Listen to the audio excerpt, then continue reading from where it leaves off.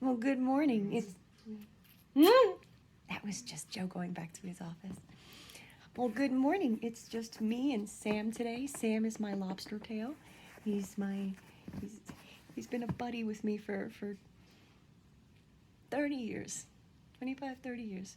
So, I still have him and he's fun. So, today I'm going to talk to you with Sam. Um, I'm really kind of it seems so weird to be so excited about having cancer. I mean, it's almost like I've been trying for years to help people adopt or consider a plant-based diet, and they're like, well, I love my cheese and chicken and fish and stuff. But then it's almost like fate decided to say, hey, Jazz, you got to go out there and get sick so you can bring them in and lead them. It's easy for someone who doesn't have cancer to say how to beat it, or who doesn't have chronic diseases to say how to beat it. My body said, well, you got to beat it. So, yeah, I was diagnosed with lung cancer. And I'm just going to keep the coughs in. I'm sorry if they're uncomfortable, but not sorry. This is what I'm going through right now. And I did smoke for over 30 years. I mean, so I had been, moving towards a whole plant-based lifestyle for 10 years. And so my food is, my food is good. So, and I quit a few years ago. I quit smoking a few years ago. So it was shocking to me when I got a lung cancer diagnosis just a couple of weeks ago. And of course, my doctor wanted to throw me straight at an oncologist and into chemotherapy and radiation and all that. I'm not going to do it. And some people are going to think that's really radical. And that's fine, because it's my life. And so one thing I know that I'd been challenged with for a long time, I just never had a really big exercise interest. It's the sweating part. The sweating part. I could do yoga like nobody's business. Like I could dance, in bursts, and I love primal movement, and I have a yoga trapeze, and those are all fun. But I definitely know that I need to move more wind in and out of my lungs. There's, and I do, some cardio and stuff, but I don't like to sweat because sweating irritates my autoimmune condition. I start getting itchy, and so I've got different reasons for that. But I have been incorporating more more cardio into my movement. But I'm really excited that this morning I reached out to my friend and mentor's girlfriend, Lori, because both Neil and Lori, they're big bikers. Big bicyclers, not bikers, not vroom vroom, but more like dee dee dee. And last time we went out to dinner, we talked about, e-bikes, and e-bikes sound, so e-bikes are bicycles that have electricity. It has a battery, so it can, which is fantastic, because if I ride out for a few miles and my lungs get a little tired, the e-bike can help me back home. So I'm really excited. So I'm seeing Lori a little bit today. She has a few e-bikes, and I'll be trying a few of them and getting used to them, and kind of eyeballing which one I want to get for myself, because we're not going to be spending all those thousands of dollars on cancer treatments, so we can afford a bike. Exercise and diet and mood and herbs and supplements. What else did they say? So I'm reading this book, Radical Remission. It's a fantastic book. It was recommended by my mentor, Andrea Nakayama. And the thing that it really hit me, that it feels like I have been preparing the last 10 years for this, because I have started my Plant Strong journey about a decade ago, and I've just been adding more and more things as we go along. So this book, see right here, I'll have to turn this around. So this book, the author, Kelly Turner, she was Kelly Turner. She had done her PhD on finding the people who cured cancer without Western medicine, without the radiation and chemotherapy. And she interviewed them and asked them, how did you do it? And thousands of people. And then after her book came out, more thousands of people, self-reported on her website. So she's come up with a list of 75 different factors that may hypothetically play a role in remission without Western bullshit. And she narrowed it down to 9 things that pretty much everybody said that they did to one degree or another. So all 9 things were done. Some people focused on one versus the other, but here's what they are, and I think you'll start seeing why this makes me so excited. Radically changing your diet. Started that one 10 years ago, right? Taking control of your health. That sounds like me too, right? Following your intuition is something that I'm getting much better at doing. Using herbs and supplements. I mean, I'm an herbalist. I do wild foods, native plant agriculture. I do my own tinctures. I make my own medicine. I'm growing my own medicine garden. Whew, right? Releasing suppressed emotions. I've been working on EFT, emotional freedom therapy, with tapping, and I love tapping. It's surprisingly good. But it's just amazing with the tapping. It's basically a process where you touch certain pressure points or certain acupressure points as you speak what ails your mind or your heart. And so it's kind of a combined physical therapy. So you're speaking your truth. And in a lot of cases, I vocalize things I'd never said before in my life out loud. And I know that it's there, it's triggered. I found something when I'm just tapping and I'm saying something and I just start crying.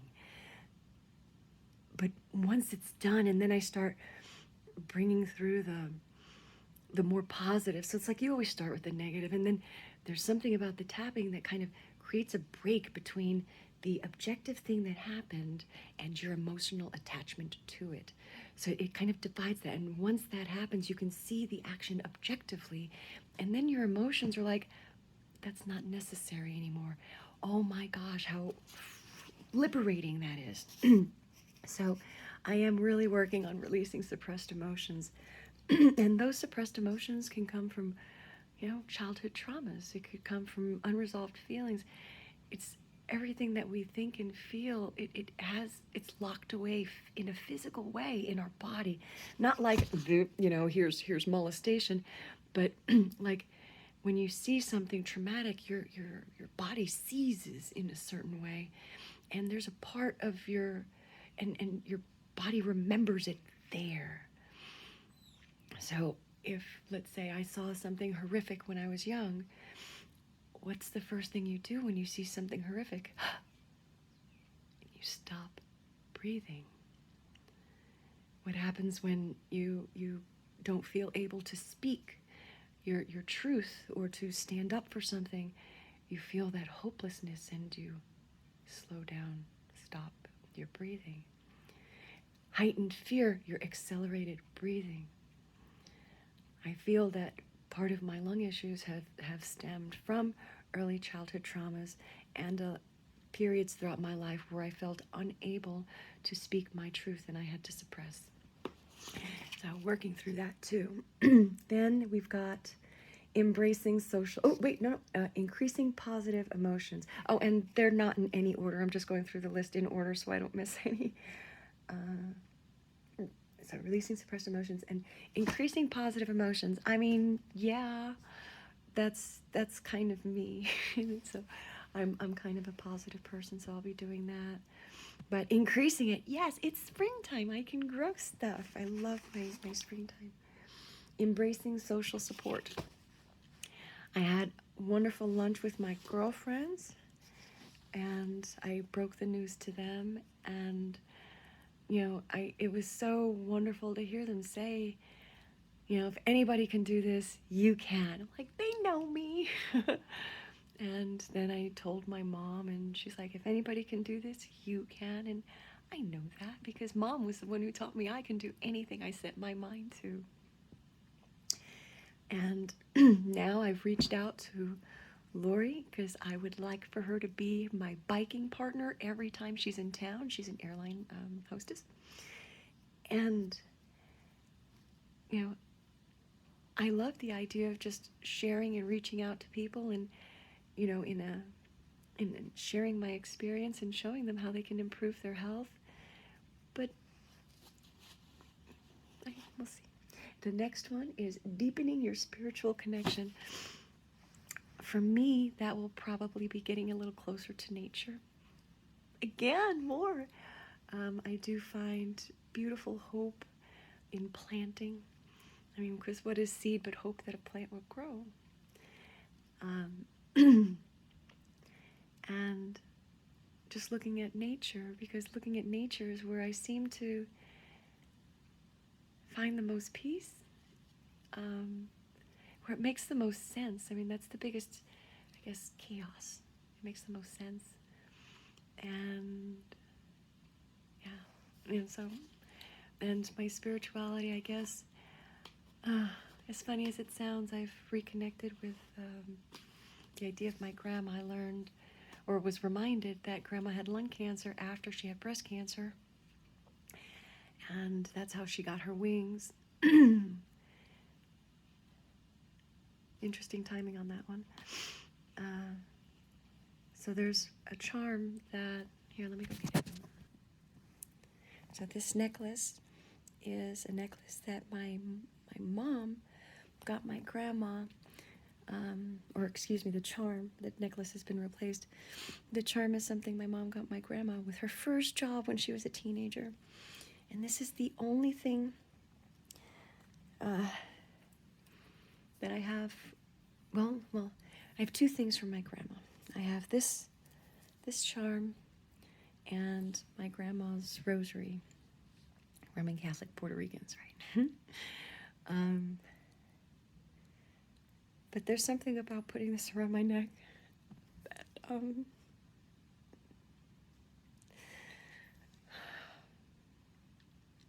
I feel connected to a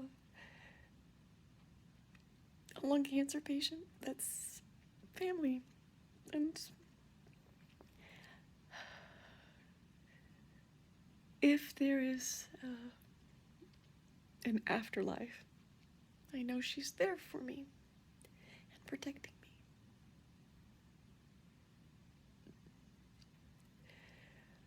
And if there isn't, I'm still gonna think it, because it feels really good to know that Grandma is watching after me.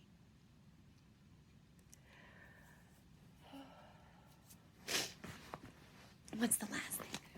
The last thing is, so that was deepening your spiritual connection. And the last one is having strong reasons for living. I'd say that. Some of my reasons for living. I just met Joe. In terms of my entire life, I just met him. And we've been, oh my gosh, yeah, we're going on 5 years of marriage in May. And we'll have been together for 8 years. This coming June. Yeah, I gave him to myself for my birthday 8 years ago. That's a naughty story. But I want to spend so much more time with him. He's wonderful. We've got so much to do. Yeah. And now this journey, one of my reasons for living now is, this is my purpose. I feel it's my purpose now to have this journey and share this journey to help lead other people out of the conventional medicine trap. Hippocrates, the guy who's attributed with being the father of modern medicine, he said, "Let food be thy medicine, and medicine be thy food." And so back then, 2,000 years ago, he went and said, food first, then other treatments. And somehow here we got that all backwards. So no radiation for me, no chemotherapy for me. It's food. It's food, taking control of my health, following my intuition, using herbs and supplements that I grow even, releasing suppressed emotions, increasing positive emotions, embracing social support, deepening my spiritual connections, and having strong reasons for living. I highly suggest anybody who either has cancer or is a family member of someone who has cancer to please read this book.